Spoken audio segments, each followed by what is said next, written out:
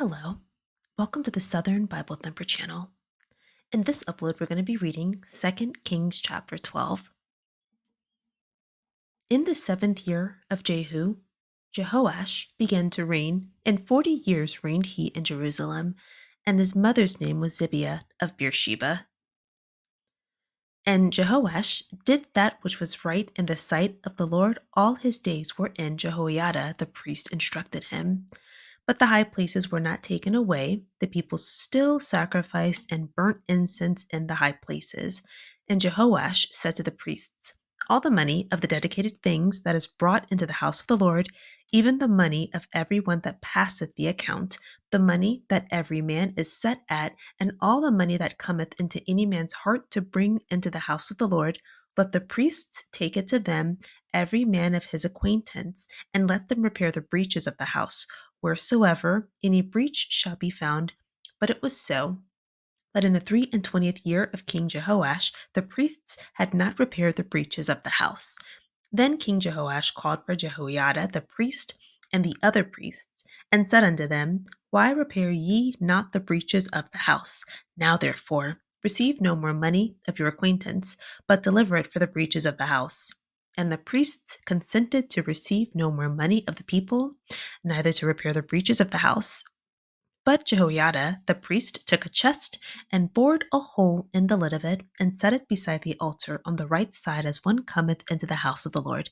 And the priests that kept the door put therein all the money that was brought into the house of the Lord. And it was so, when they saw that there was much money in the chest, that the king's scribe and the high priest came up, and they put up in bags, and told the money that was found in the house of the Lord.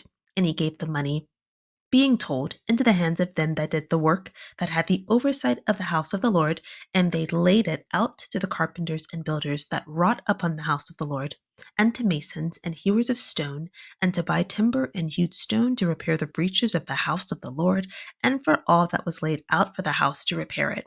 Howbeit, there were not made for the house of the Lord bowls of silver, snuffers, basins, trumpets, any vessels of gold or vessels of silver, of the money that was brought into the house of the Lord. But they gave that to the workmen, and repaired therewith the house of the Lord. Moreover, they reckoned not with the men into whose hand they delivered the money to be bestowed on workmen, for they dealt faithfully. The trespass money and sin money was not brought into the house of the Lord, it was the priests. Then Hazael, king of Syria, went up and fought against Gath and took it. And Hazael set his face to go up to Jerusalem. And Jehoash, king of Judah, took all the hallowed things that Jehoshaphat and Jehoram and Ahaziah, his fathers, kings of Judah, had dedicated, and his own hallowed things, and all the gold that was found in the treasures of the house of the Lord and in the king's house, and sent it to Hazael, king of Syria. And he went away from Jerusalem. And the rest of the acts of Joash and all that he did, are they not written in the book of the Chronicles of the kings of Judah?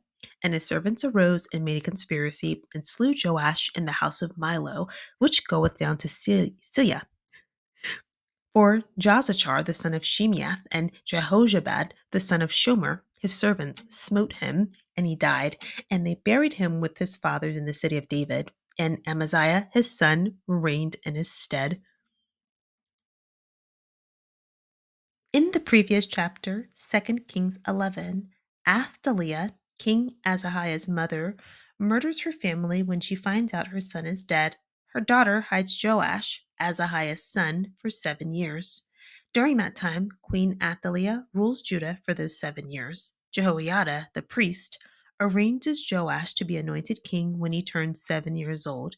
Jehoiada, the priest, has his grandmother Athaliah put to death. The current chapter, 2 Kings 12, King Joash of Judah delegates temple repair to the priests. Priests collect the money, but do not complete the repairs. Joash places a chest with a hole in the temple to securely collect church donations. King Joash gives King Hazael all of the gold from his own home and from the temple to persuade him away from warring with Judah. Joash's servants kill him, and his son Amaziah becomes king of Israel. Okay, we're going to be summarizing 2 Kings 12. One thing I just want to point out is there is this misspelling or this just Joash and Jehoash. We saw this in 2 Kings 11 in the King James Version. So in verse 2, you'll see his name spelled as Joash, but when we get to the very end of chapter 11, we see his name is Jehoash. Okay, this seems to only be in the King James Version because um, when I look at the Christian Standard Bible and I go to the very end, we see that name has remained consistent. But I was also looking at the interlinear, and you know, we see Joash up here, but we read it down here and we see Jehoash. So his name is spelled incorrectly. When we look at who wrote the book of Second Kings in the search engine, it's unknown. So uh that's just something that we have to keep in mind when we're reading. This is not dialogue the way that Deuteronomy is. Deuteronomy is Moses speaking for most of the book. Right now, we have narration, and we have narration from an unknown person who didn't quite translate everything correctly. And this is not the original language of the Bible. So, keeping all that in mind, this is why multiple translations can be useful. I find them useful. A quick summary of what's happened. 2 Kings 9, Jehu is responsible for the deaths of Joram, the king of Israel, Jezebel, the queen of Israel, and Azahiah, the king of Judah. Jehu, at the end of chapter 9, is the only king. In chapter 10, Jehu begins a bloody campaign, killing people all across Israel. But because these are the people that uh, were supposed to be, uh, that was supposed to happen to them, this was part of God's prophecy. In chapter 10, God honors Jehu, speaks to him directly, and tells him, your lineage will rule Israel for the next 4 generations. We get to chapter 11. Now, chapter 11 is now focusing on what's going on in Judah. As we know, the nation of Israel, the descendants of Jacob, are fractioned into 2 nations, Israel and Judah. So, chapter 9 and chapter 10 is sort of focusing on Israel and how Jehu becomes the king of Israel. Chapter 11 is now going to be focusing on Judah, and so is chapter 12. So in chapter 11, Athaliah is Azahiah's mother, murders her entire family. She has a grandson, Joash, who is Azahiah's son. There's a female relative who hides Joash for 6 years. In the 7th year, the priest Jehoiada anoints Joash to be king over Judah, and Jehoiada has Athaliah put to death. And so at the end of chapter 11, Jehu is king of Israel and Joash is king of Judah. So now we're looking at 2 Kings chapter 12. Again, this is an event that's happening in Judah. So in verses 1 and 2, we are introduced to who Joash is. He becomes king when he's and Jehu, the king of Israel. So what the Bible does, it's sort of helping us, well, not sort of, it's helping us to understand when these kings came to power. So when Jehu, the king of Israel, who slaughtered all those people, when he has been reigning over Israel for 7 years, then Joash becomes king of Judah. We learn that Joash reigns Judah for 40 years. His mother is Zibiah. And Joash is a godly king, and he adheres to the word of Jehoiada, who is the priest. When we get from verses 3 to 16, We are we're just this is a different event, right?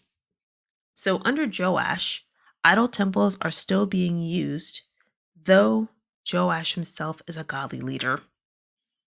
In verses 4 through 5, Joash commands his priests to the money that is being given to the church.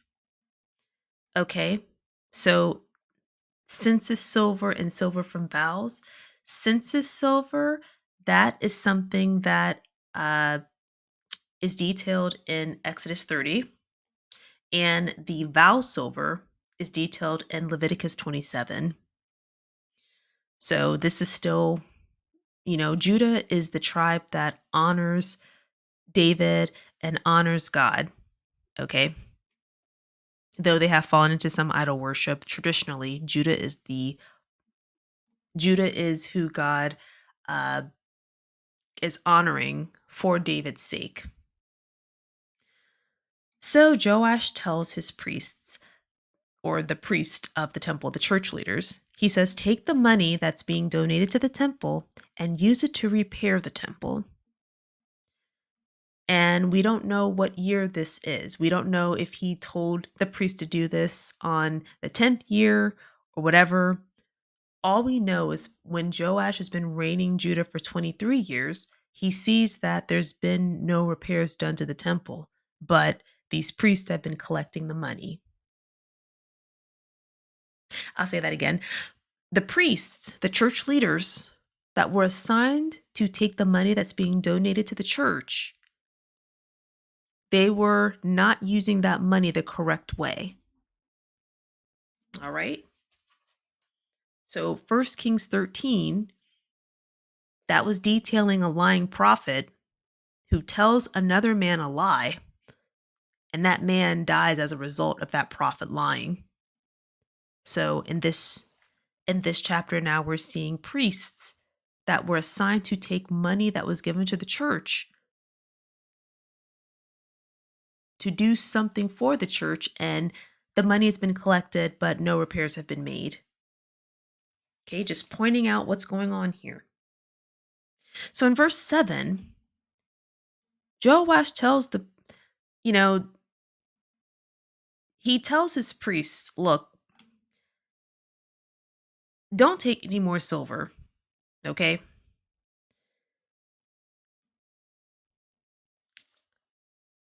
He decides he's going to find a different way to collect money to give it to people who are going to repair the church, okay? And what he decides to do, he takes a chest, bears a hole in it, makes a hole in the chest, and sets it beside the altar so that the parishioners can put money in it instead of giving it to a priest. Just pointing out what happened, okay? Whenever there was a large amount, the king's employees would get the large amount and bring it and give it to the people that were working on the temple.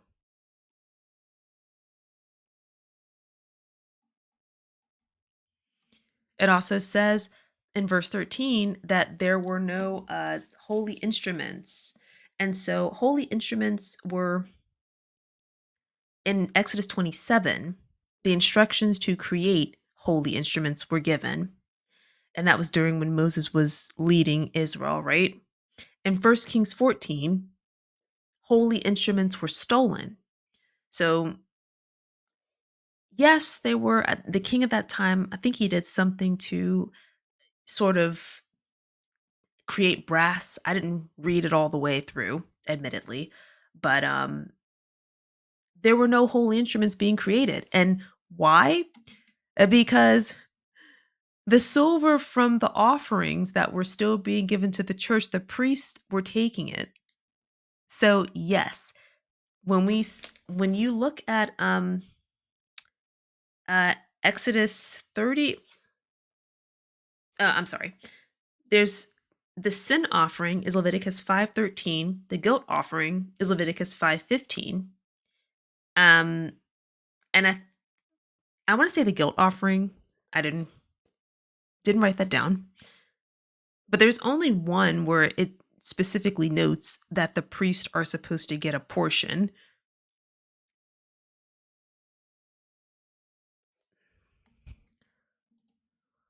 Let's look, since it's in one chapter, Leviticus 5, 13, and 15. The rest will belong to the priest. So this is talking about uh, sin offering. Then we get to verse 15, the trespass or the guilt offering, but we don't see where it says, that the priest is supposed to get it. It just says the priest will make atonement on behalf of the person that gave the offering. Okay. But what I'm trying to get at here is this is extremely greedy to have been given a task to take the money from the parishioners and do one thing with it. And then the king just has to say, I don't want you to do it anymore because nothing's getting done. So I'm just going to have a chest that people put money in. And when there's enough money, we're going to get somebody to take it and make sure it goes to the right place. And these priests are still getting paid in verse 16. So the priests don't even feel bad or moral enough to say, well, you know what? We did take all that money and we didn't put it in the right place. Let me just give up some of this sin offering money that I got. Nope. They were still getting paid regularly. This Bible is about human behavior more than it's about, God, but God lives in all of us. That's what I've been taught. God lives in all of us. So we are learning about God to learn about people. We're learning about his creation. But this has to be read in detail like a document, it has to be read in detail. Because if you read this and we read that someone already has recorded things like this happening at church with church leaders, we won't be so surprised, and we won't we won't have this prestige around certain people where we don't put it past them to do something like that. Okay? Because again, 1 Kings 13, a prophet lies for absolutely no reason, and that causes someone else's death. Now we have priests who are still getting paid. They don't even feel guilty enough to give some of that money back. And the king can't even trust them to take the money from the people and do the right thing with it. He's got to take a chest and put a hole in it to get the money. All right. I'm going to move on, but I just really, really want to rub that in. Okay. We get to verse 17. So this is verses 17, I guess 17 to 20. Different event. Hazael, who is the king of Syria, he defeats Gath, but he wants to go to war with Jerusalem. So he's now, and again, Aram and Syria is the same thing. But Hazael wants to go to war with Jerusalem. So Joash, instead of fighting, okay, he takes all of his holy items that he has. He takes the gold out of his own castle or home, and he takes the gold in the temple and he gives it to this king. And this king then decides he's not going to attack Joash's territory. So we saw Jehu, and what was it?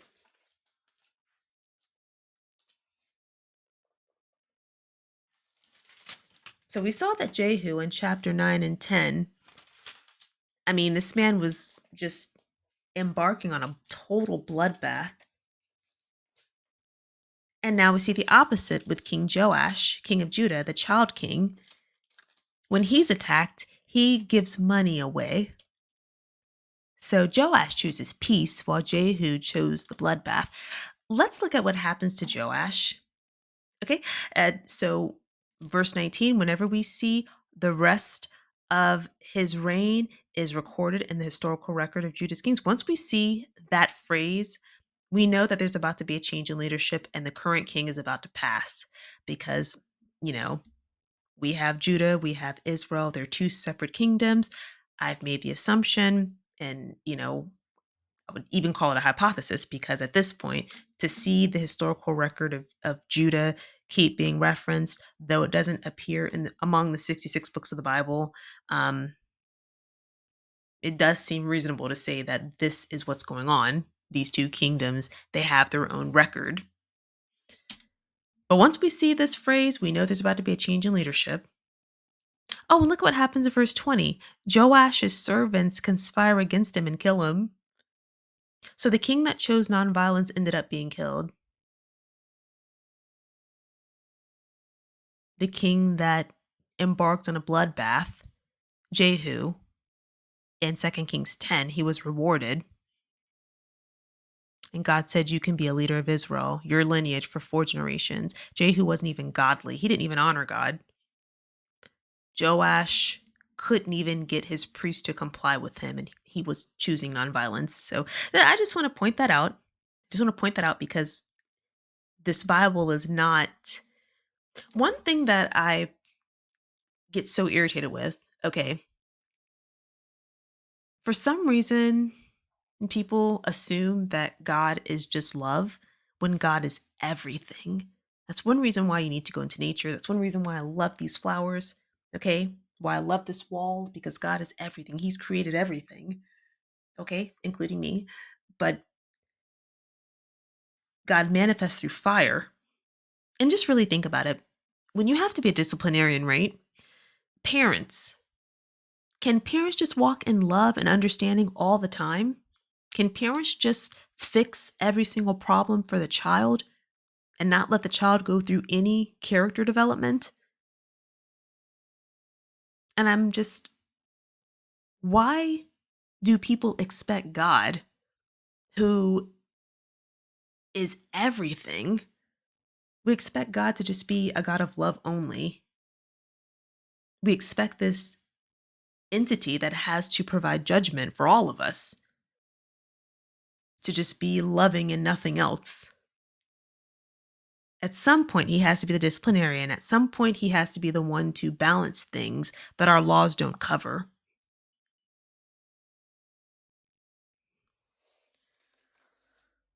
All right. But Joash was the nonviolent. He paid people instead of uh, warring. And so um we even the names of his servants, Jozabad and Jehojabad. Again, those same type of names. They attacked him and killed him.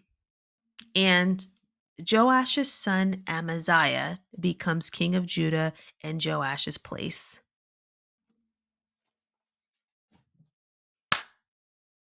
Thank you so much for clicking on the video. I love you. Have a wonderful day.